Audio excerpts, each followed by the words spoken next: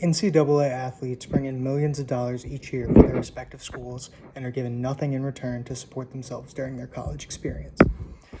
So, according to Cork Gaines, a writer for Business Insider, the 231 NCAA Division I schools with data available generated a total of $9.15 billion in revenue during the 2015 fiscal year in terms of sports.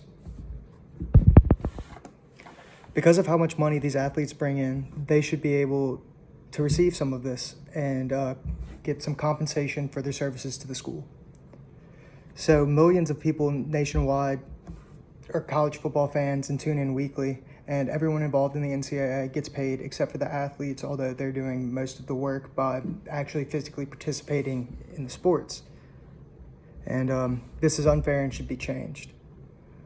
I'll start with the current policy towards paying student athletes as opposed to student workers and its flaws, as well as touch on issues regarding how much the athletes do for the colleges financially. For example, everyone knows it's illegal to pay college athletes, but why? Here are some reasons they should receive payment beyond scholarships. One main argument is that athletes receive scholarships for their athletic ability, which makes it fair for them not to be paid because they are amateur athletes as part of a higher education. So this is not close to fair in terms of how much the school makes off of the work of these athletes. Because athletes spend so much time practicing their sport, they don't have time to get a part-time job like other students at the university. Some of these other students are even paid by working a student job, so they're actually paid by the university. So on average, according to some research, the average student worker receives $9.94 per hour with a maximum of 20 hours each week.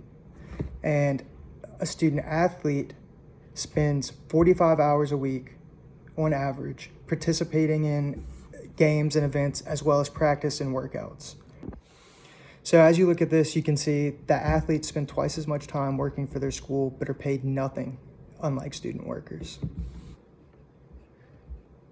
So we must find a way to provide athletes with an opportunity to support themselves financially the same way other students are allowed to if we crave this equality between students and student athletes.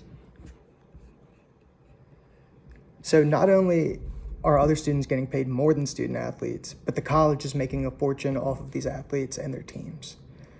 This could be changed by amending the Title IX rule.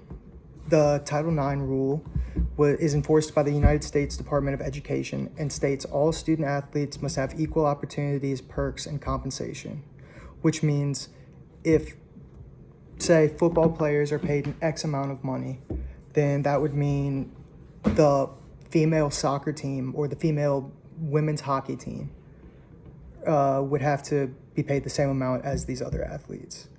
Which, while this is fair, colleges have so much money and so much of that money is taken in from sports that they could afford to pay their players a small amount like they do for student workers, especially considering how much money they bring into the school. And according to NCAA website, D1 colleges have an average of 11,798 students, each paying $35,000 on tuition per average.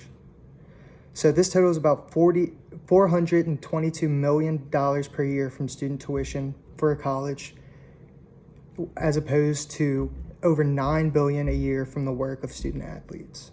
So the money brought in from sporting events and other stuff related to student athletics.